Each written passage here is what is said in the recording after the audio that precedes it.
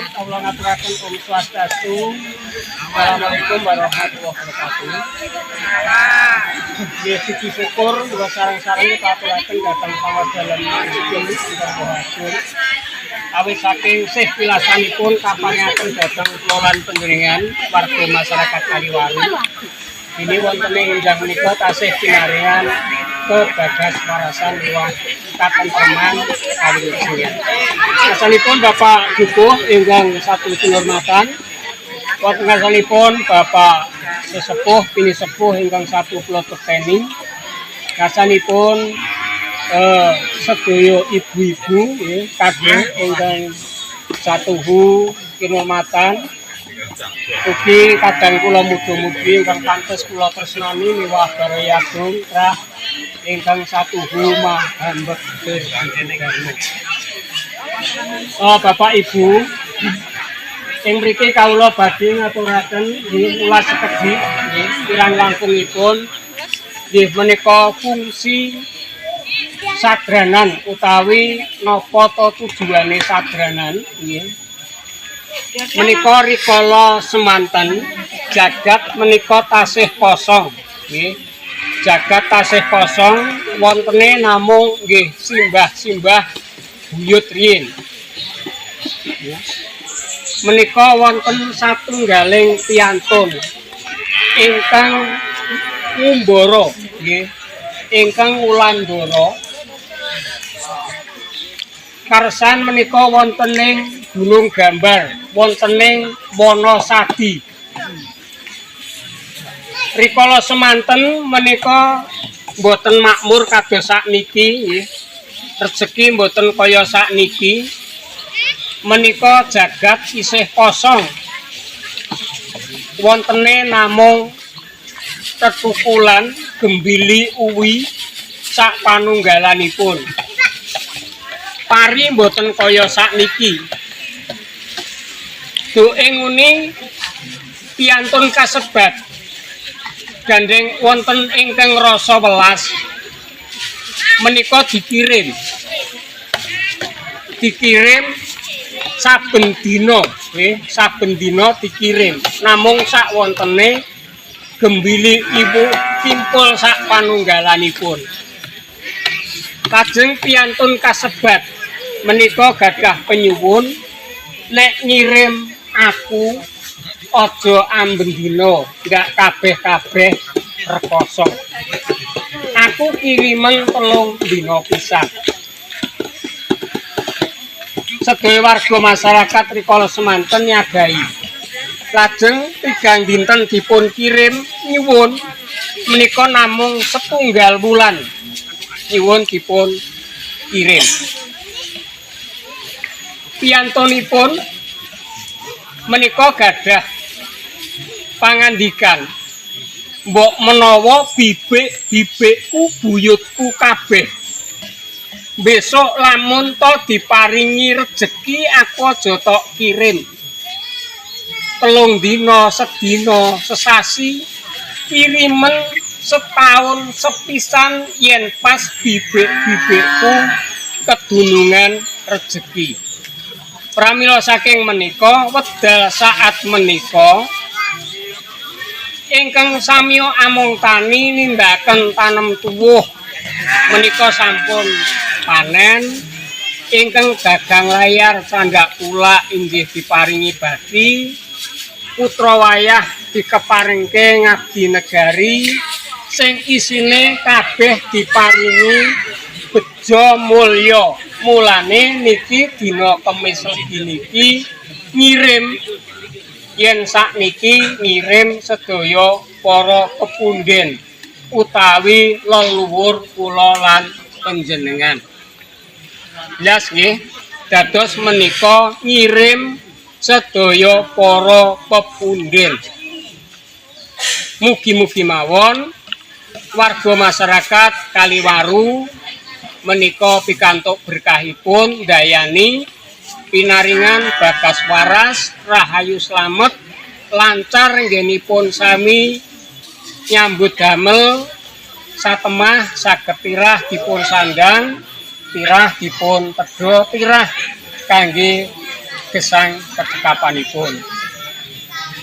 Mbok bilih ngaten kirang langkungipun menika fungsi sadranan kuncine menika ngirim nggih ngirim para pepunden kang wonten ing Gunung Gambar menika Eyang Gading Mas sak andhahanipun Eyang Angguluco ingkang wonten ing Wonosadi ugi sak andhahanipun ugi yang Jiwoyuda yang Carik menika sedaya wedal dinten punika kita kirim nggih menika awit netepi panyuwunipun menika riyin menika namung nyuwun dipun kirim tunggal dinten tigang dasa dinten lajeng pepungkasanipun 100 dinten mawon menika gadah pangandikan lamun to bibik-bibikku buyutku besok diparingi kamulyan dipun paringi rezeki sing agung aku kirimen setahun sepisan nggih pedal dinten menika ing pramasaki menika monggo kita laksanakaken kita ngagura syukur panuwun dhateng Pangwasing Gusti ingkang Maha Agung mugi sewarga masyarakat Kaliwaru tansah pinaringan kebagas warasan miwah kawulujengan lancar sak sanu kawisipun. Amin.